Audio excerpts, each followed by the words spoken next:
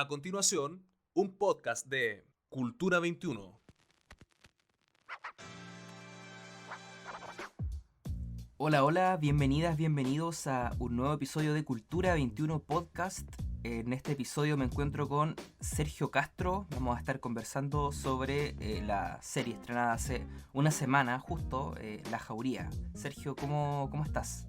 Hola, muy buenos días, Fabián. Bien, bien, muy contento. Muchas gracias por la invitación.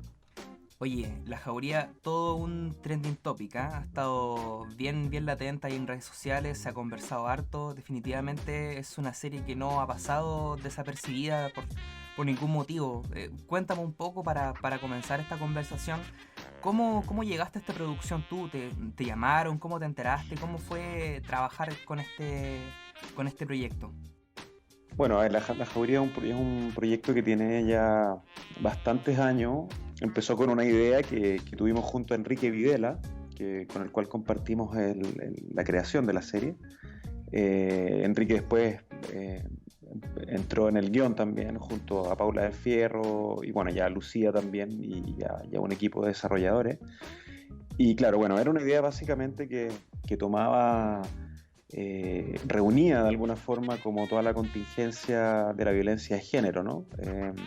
En ese sentido, claro, muchas personas también han comentado que es una serie inspirada en el caso La Manada. La verdad es que no, es una serie de ficción que toma, ¿no es cierto?, como todo ese tipo de violencia, pero no solamente en ese caso, sino que en muchos otros.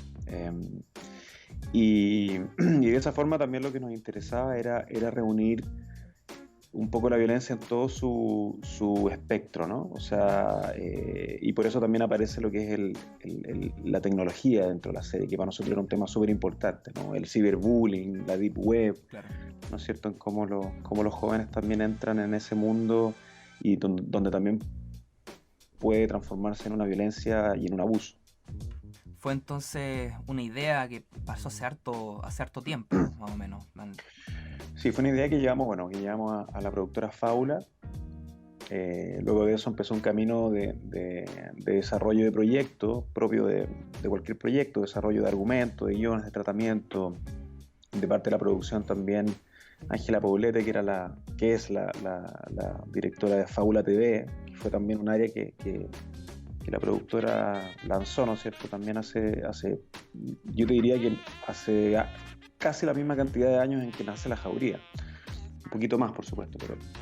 Y Ángela, bueno, siempre también muy interesada en estos temas, vio en este proyecto o sea, vio una luz, ¿no? Fue bastante visionaria en pensar de que en el fondo era un proyecto que podía salir adelante de buena manera. Y bueno, luego de eso vinculamos también a TVN, ¿no es cierto?, que fue un canal involucrado en un principio.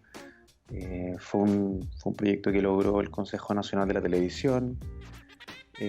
Luego de eso también se cerró un acuerdo con una importante distribuidora que es Fremantle, una distribuidora que trabaja en el fondo distribuyéndole a varias ODT, a varias plataformas, ¿no?, como Netflix, Amazon, HBO, productores también de Young Pope, ¿no?, esta serie Sorrentino, con mucha experiencia, ¿no?, unos tipos que son bastante cultos en el tema de la serie de televisión. Y de ahí, bueno, la serie despegó y logramos tener un rodaje de 4 meses aproximadamente en el verano creo que ya fue el 2018, ya ni me acuerdo. 2018. Claro, mira, Sí, justamente 17 o 2018 fue. eso es bien interesante, ¿eh? Porque tú me comentaste que hay hartas personas involucradas en el desarrollo, me hablaste de Enrique Videla, Lucía Puenza. Eh, ¿Cómo fue trabajar con 4 directores? Porque tú eres uno de los 4 directores que hay involucrados en la dirección de esta serie. ¿Cómo fue esa experiencia? Sí, bueno, a ver, lo primero que es interesante eso que planteas, porque en general el cine en el fondo, en general cuando uno trabaja, por ejemplo, en la producción o en la realización de largometraje, es muy raro, ¿no?, ver a 2 directores trabajando. Son muy pocos los casos en donde existe la codirección. Y una de las cosas interesantes que tuvo esta serie, claro, fue, si bien Lucía es la showrunner, ¿no? Que se llama, que es la directora general, estábamos los 4 directores trabajando a la par un poco en la preproducción, entonces son muchas las coordinaciones que hay que tener. En este caso lo que planteamos fue la medida de lo posible, porque también todo se mezcla un poco. En la medida de lo posible lo que hicimos fue dirigir ciertas tramas, ¿no? O sea, cada director tomaba ciertos mundos de la serie, ¿no? Qué sé yo, por ejemplo, en el caso de Marial, y ella se responsabilizó mucho por toda la trama adolescente, ¿no? Un poco también por la experiencia que tenía en sus películas anteriores. Yo también ahí tomé algunas cositas de esa trama, pero en general ella tomó más. Yo tomé, por ejemplo, todo lo que era el mundo PDI, el mundo también de la investigación, el mundo también, como tú me comentabas en otra conversación, el mundo más periodístico, ¿no? Cómo se vinculaban los archivos o la realidad documental un poco a la serie. Yeah. Lucía, bueno, estaba a cargo también de escenas que eran más complejas en términos dramatúrgicos. Nicolás también tomaba ciertas escenas que eran complejas en situaciones más de acción, ¿no? En fin, era como te lo digo a grosso modo, ¿no? Por supuesto que todo se mezclaba un poco, pero fue un gran desafío y la verdad es que estamos muy contentos de cómo trabajamos en conjunto. El trabajo se nota que está bien logrado en equipo, y justamente hablando de equipo, algo que llamó harto la atención desde un principio de esta serie fue el elenco que presentaba. Se hablaba y se habla todavía de un Dream Team chileno, por así decirlo. Y eso es bastante interesante porque, claro, además de figuras como Alfredo Castro, Daniela Vega, tenemos por ejemplo a Paula Lusinger, que es una actriz que tiene una carrera que está empezando todavía en vías de desarrollo. ¿Cómo fue también trabajar con un elenco tan variado, donde también, por ejemplo, tenemos a Alberto Guerra, que actúa como Manuel, que es extranjero incluso? Sí, bueno, creo que son alrededor de 170 actores, una cosa así. En algún momento como que hicimos el conteo y era muchísimo. Y bueno, yo creo que el gran potencial que tiene La Jauría tiene justamente que ver con eso. Yo creo que trabajar con buenos actores, o sea, el casting, para mí, siempre lo digo, ¿no? Es el 90% de la dirección de actores, ¿no? O sea, el otro 10% obviamente, por supuesto, tiene que ver con la dirección de eso mismo, pero la elección de qué actores o qué actrices interpretan es muy relevante y creo que tuvimos mucha suerte. Eso también hace que sea una serie de realización un poco más rápida, ¿no? Trabajar con buenos actores en general te ahorra mucho tiempo. Claro. Y bueno, lo interesante fue trabajar con estas dos faunas, ¿no? De actores. O sea, por un lado, actores ya totalmente consagrados, qué sé yo, como son Alfredo, Marcelo Alonso, Claudia Girolamo, Antonia Segers, ¿no? Muchos más. Y toda esta fauna de actores muy jóvenes que están empezando y que de alguna forma son los que llevan, ¿no? La temática de la serie, ¿no? Son los que llevan la acción de la serie, son los que llevan los conflictos, ¿no? Los conflictos están dados desde los adolescentes, pero sin embargo se empiezan a introducir en la casa también de estas policías. Nuestro interés siempre era cruzar estos dos mundos. Y también eso, desde el punto de vista de la producción, fue una estrategia también en el sentido de que, claro, puede abordar más público, ¿no? Nos interesaba abordar ese público adulto, pero también el público adolescente. Claro, porque es algo que llama justamente la atención, claro, como lo defines tú, dos faunas, hay como dos tipos de actores y actrices que da gusto ver en pantalla por el desempeño. A mí me llamó harto la atención la actuación de el joven como líder de la manada, por así decirlo, de los rugbyistas. Me llamó harto la atención su actuación, su personaje también es bastante llamativo. Estaba hablando de Augusto, el personaje de Augusto, ¿no? Claro, sí. Claro. Que es Giordano, el buen actor, sí. Sí, totalmente. Sí, bueno, por supuesto que hubo una investigación bien ardua en entender esa elite, ¿no? Quizás, bueno, también hablamos de jóvenes de clase alta, que, que están también, y yo creo que acá hay un tema muy interesante de la serie, que están con un acceso a todo, ¿no? Claro. A nosotros nos interesaba abordar el mundo adolescente, el mundo joven, como este mundo que tiene hoy día acceso a todo, acceso a tecnología, acceso a diversión, acceso a comunicaciones. Por eso también no es casualidad, ¿no? Los teléfonos que aparecen en la serie, los autos que aparecen en la serie, los niveles de conversación, la independencia que hay, ¿no? Una independencia. Yo soy de otra generación, pero me acuerdo que saliendo del colegio nunca tuve esa independencia, ¿no? Como en relación a mis padres, digo yo. Y claro, en la serie eso se ve, ¿no? Como casi que fueran dos mundos separados. Y ahí hay un subtexto, una crítica también, ¿no? Que tiene que ver como, bueno, cómo nos interesamos también en lo que hacen nuestros hijos, ¿no? Cómo estamos, durante muchas veces escuchábamos, ¿no es cierto?, a padres decir que preferían que sus hijos estuvieran en la calle jugando que estuvieran en una pantalla de computador. Bueno, y la serie un poco lo que plantea es que puede ser que estar frente a una pantalla de computador sea incluso más peligroso que estar en la calle, ¿no? Claro. Sí, eso también es bien interesante, justamente esa crítica que hay ahí como al descuido, por así hablarlo, de algunos padres también con respecto a qué consumen sus hijos por internet, que es algo bastante latente hoy en día. Si no recordemos hace tiempo atrás el caso aquí en Chile del el Foro Nido que hubo también, que estuvo bastante latente, y eso es un tema que no pasa, que pueden pasar los años, puede cambiar el internet, pero aún hay un tema pendiente con eso. Claro, sí, ahí quería agregar también, claro, esta necesidad de pertenecer, ¿no? De pertenecer a una tribu, un grupo, ¿no? Como un poco tomando el personaje que cruza, que yo creo que es el único personaje que es como una especie de bisagra, ¿no? Que es Gonzalo, ¿no? Gonzalo, que es el hijo de Olivia, ¿no? Olivia, el personaje que interpreta Antonia Segers.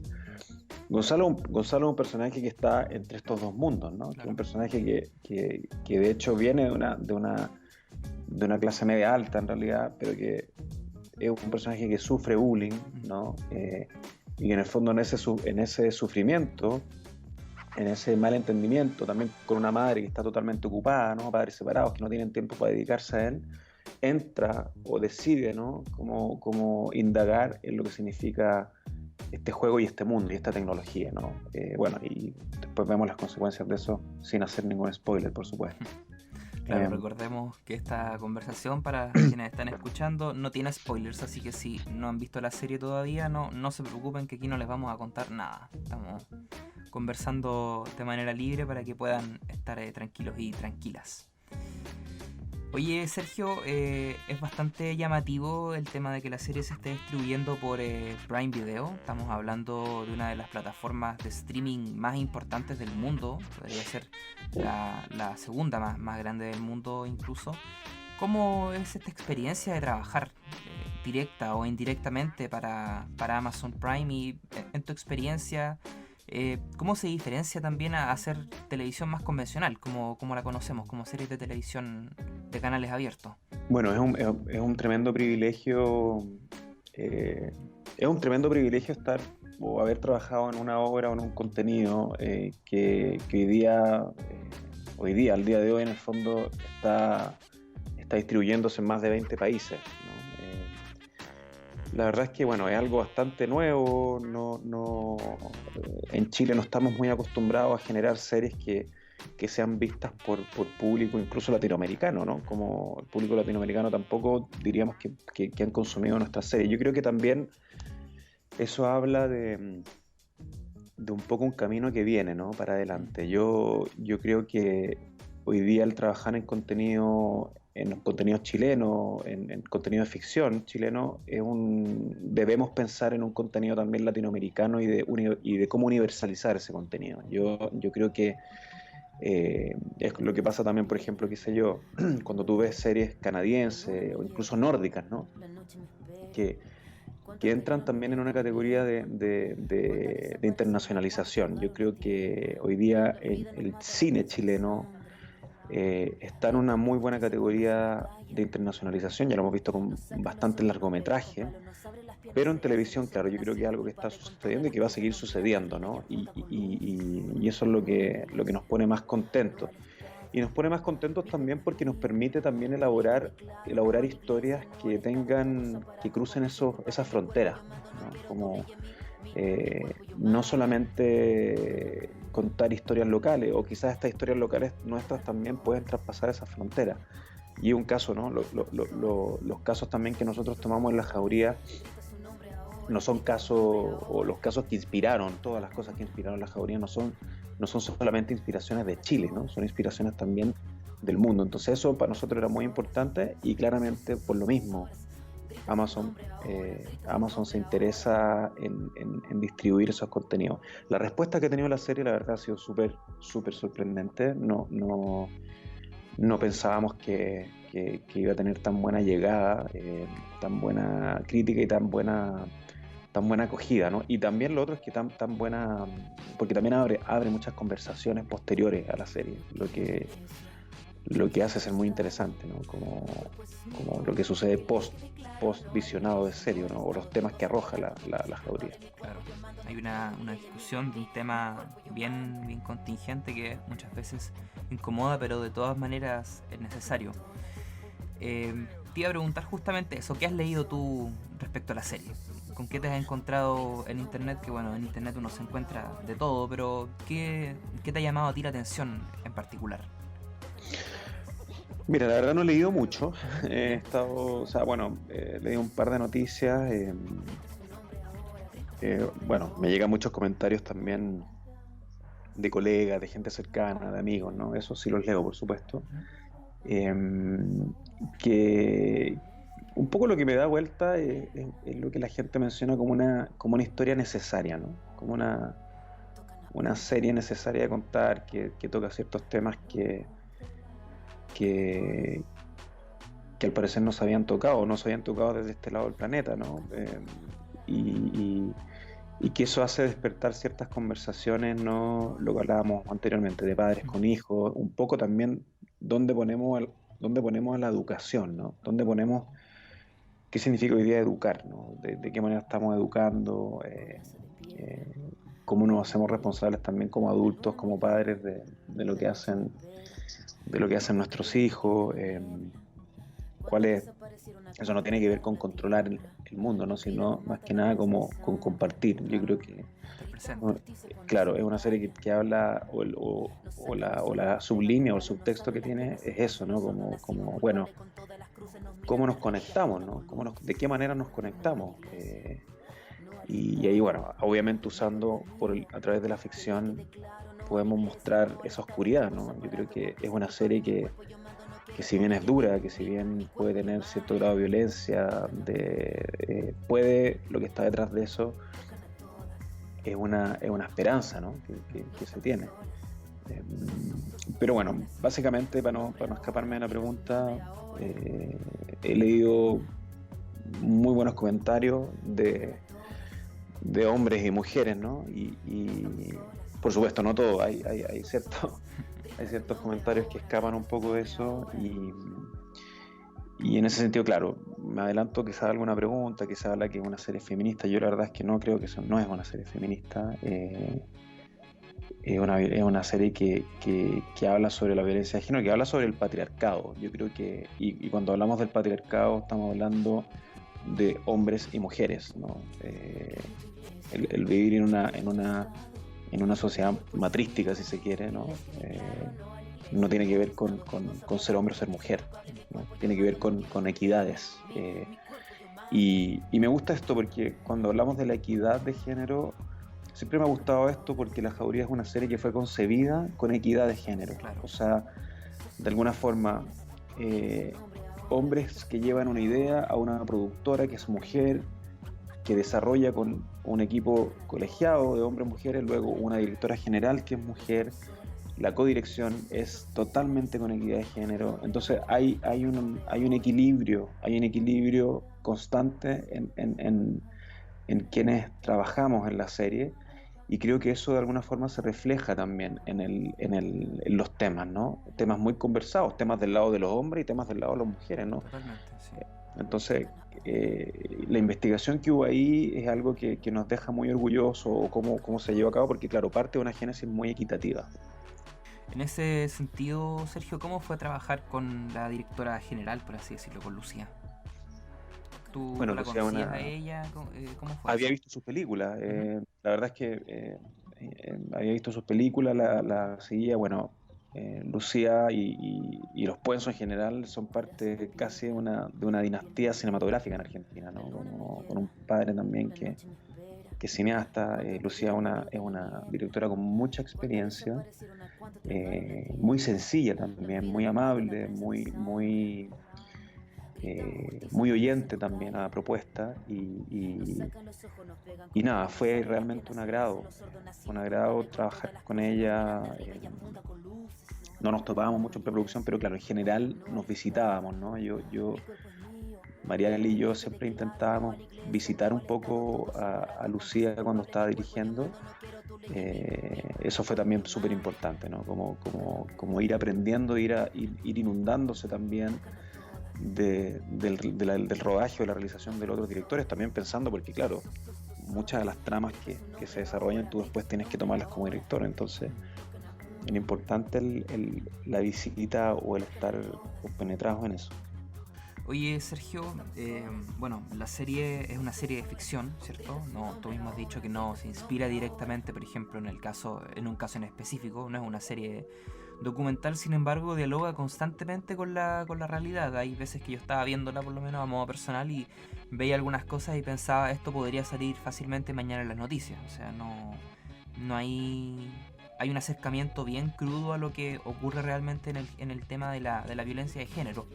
Tú tienes harta experiencia trabajando en cine documental. ¿Cómo fue para ti tomar esta experiencia para materializar de la forma más directa quizás esto de la violencia de género, el tema de la investigación también que conversamos al principio?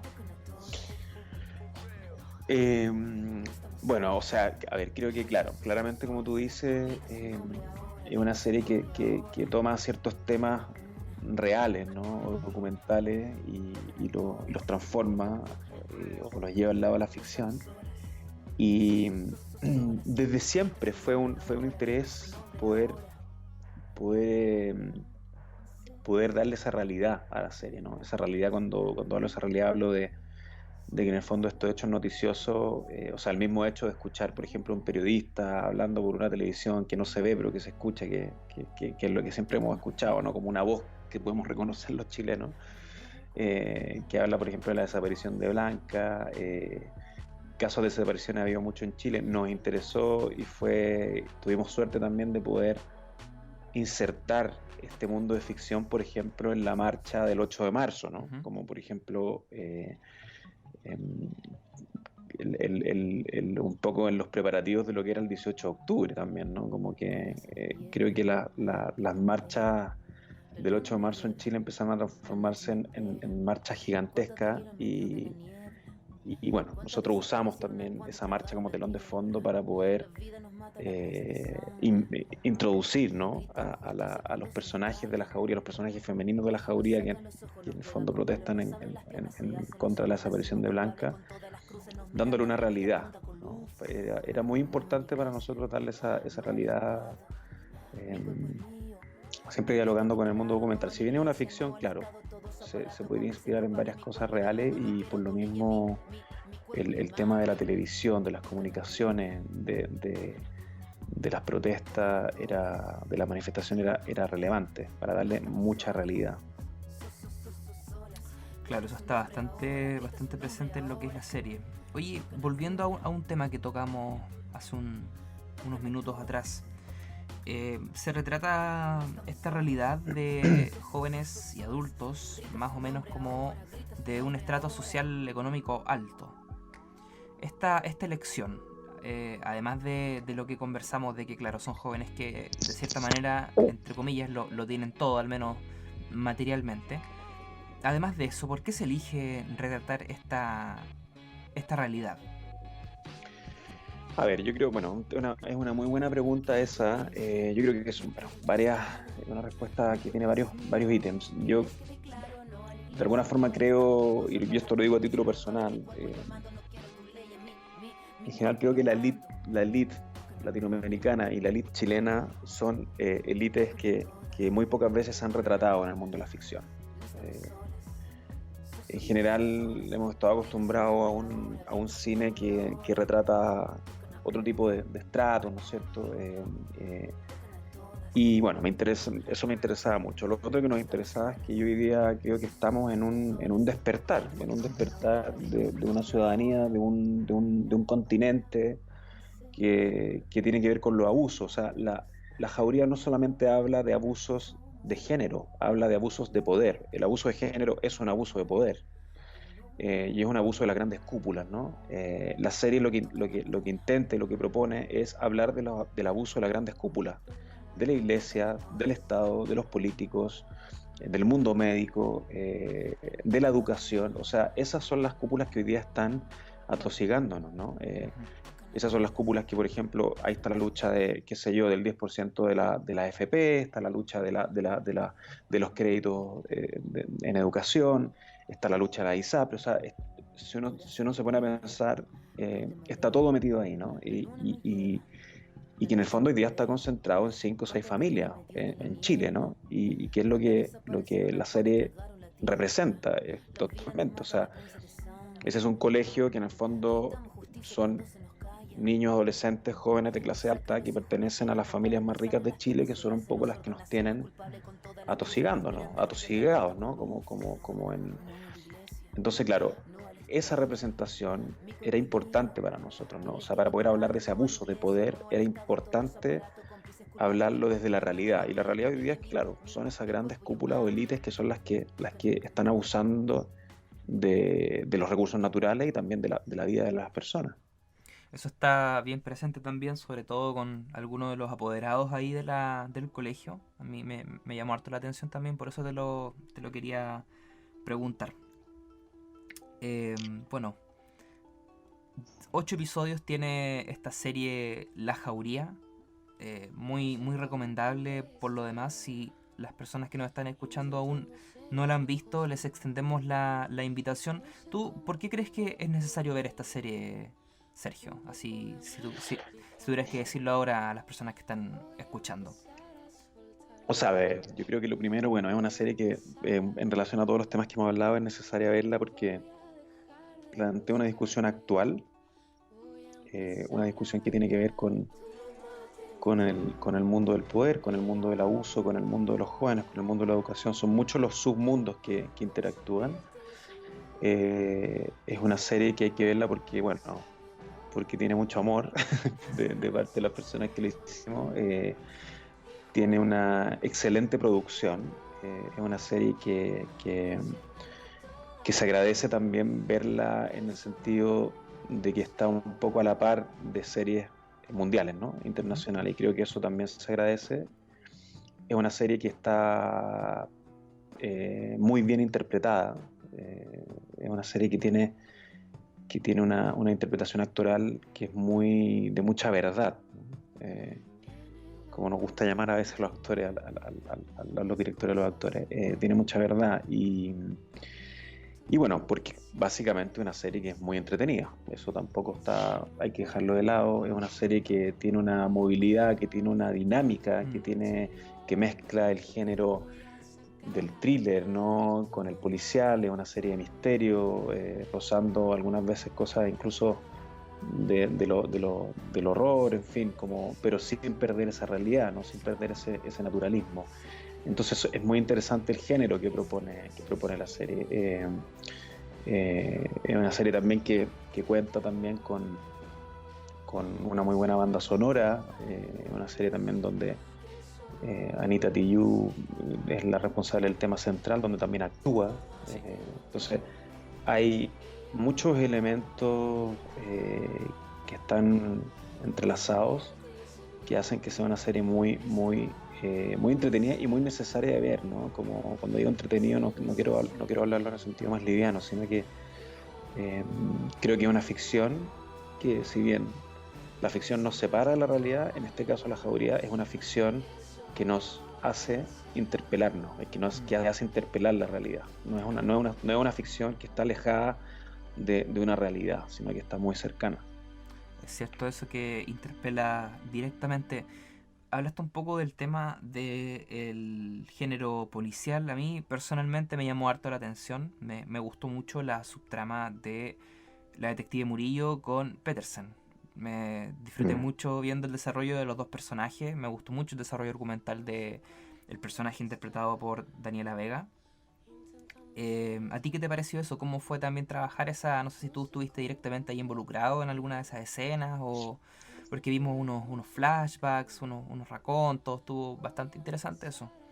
Sí, bueno, me tocó harto dirigir a Daniela, también a Alfredo, y claro, es una trama que habla, ¿no? de esta, que un poco forma a esta policía un poquito sin protocolos, ¿no? Claro. Podríamos decir. Eh, que una policía más disidente, se podría decir, pero al mismo tiempo habla de razones súper fundadas en cómo abordar la justicia, ¿no? Eso. Yo creo que el personaje de Elisa Murillo representa un poco ese justiciero, justiciera que cada uno de nosotros tiene, ¿no? Y que sobre todo tiene como en este último tiempo, donde esa impotencia, Mm, ¿no? Es una policía que en el fondo constantemente está debatiendo el protocolo policial, ¿no? Que constantemente está poniendo en duda a sus jefes, ¿no? A sus mm, subalternos, a sus colegas.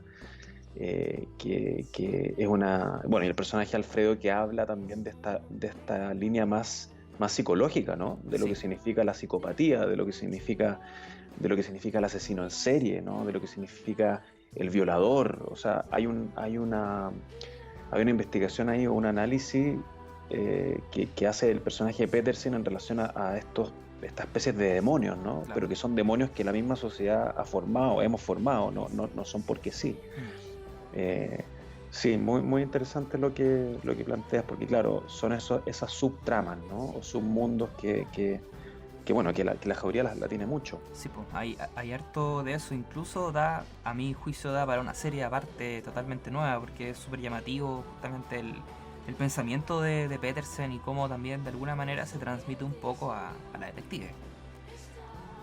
Así es, sí. Y bueno, y el personaje de Lisa joven, ¿no? Con todo este mundo al cual ella Claro. se ve metida, ¿no? Que nuevamente sin hacer ningún spoiler, pero es muy interesante también todo el mundo de cómo entendemos del por qué Elisa Murillo llega a ser lo que es, ¿no? Correcto. Para nosotros era muy importante todas esas escenas de raconto, porque claro, en el fondo justifican un poco el personaje que luego llega a ser ella. Claro, claro, justamente.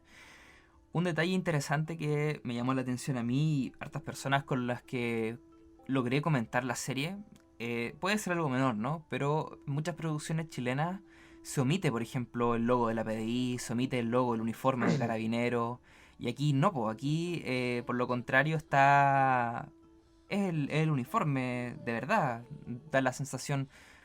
Te puedo preguntar por qué esa diferencia con esta producción, porque llama la atención para los que hemos visto cine chileno, series, que por ejemplo cuando tienen que poner a la PDI de repente ponen BPI, no ponen PDI, pero aquí era efectivamente la PDI, eran los autos de la PDI. ¿Cómo fue, cómo se logra eso? Sí, bueno, eso se logró, hubo un trabajo muy, muy en conjunto con lo que fue Policía de Investigación y Carabineros. Ujú. Nosotros trabajamos, por ejemplo, con entrenamiento a las policías, a los personajes de María Gracia, de Antonia y de Daniela. Ellas tuvieron entrenamiento dado por la misma PDI. Mm, Tuvimos inducciones dadas por la misma PDI. Todo el tema de un poco de los roles, del protocolo, todo eso también muy, muy en conjunto con la PDI. Cuando tú trabajas en un policial, si tú quieres darle la realidad, que es lo que la Jauría logra, se necesita trabajar muy en conjunto también con esas corporaciones, con esas instituciones. mm, Y eso creo que, bueno, le da también mucho valor porque le da mucha realidad, ¿no? Por supuesto que nuestro interés también era llevar hasta el extremo, ¿no? O sea, en ese sentido, por ejemplo, siempre eran las preguntas, bueno, pero los policías pueden hacer esto mm, otro, pueden llegar hasta este punto, hasta incluso un nivel de detalle que tiene que ver también con arte, ¿ah? Que tiene que ver con el vestuario. O sea, los vestuarios que tienen las policías son vestuarios que están dentro, el vestuario civil me refiero, son vestuarios que están dentro del protocolo de lo que la Policía de Investigaciones dicta. O sea, toda esa investigación se hizo muy previa en un trabajo de investigación, de preproducción. Súper, porque justamente esos detalles, como se podría decir, lo otorgan más realidad cuando uno está viendo y ver el auto de la PDI, el uniforme. Eso es súper importante. Bueno, Sergio, muchas gracias por conversar con nosotros. Extiendo nuevamente la invitación a todas las personas que nos escuchan de ver esta serie que se encuentra en Amazon Prime. ¿Dónde más se puede ver esta serie? ¿Está en TVN, por ejemplo? Por el momento solo se está pudiendo ver en Amazon Prime, así que bueno, ahí no es para publicitar Amazon Prime, pero se la recomiendo. Amazon Prime tiene la posibilidad también de inscribirse y de tener un mes gratis, así que se pueden inscribir, están en el mes gratis y si es que no les gusta la plataforma se pueden bajar, Claro, pero vean la pero pueden jauría. aprovechar de ver la jauría, por supuesto. Así que nada, súper invitado y nada, muchas gracias por la invitación al programa. Sergio Castro, codirector de La Jauría. Muchas gracias por estar con nosotros y estamos hablando pronto. Muchas gracias a las personas que nos escuchan. Cuídense mucho, recuerden de estar en casa, que estamos en tiempos difíciles. Chao, chao. Muchas gracias, Fabián. Chao.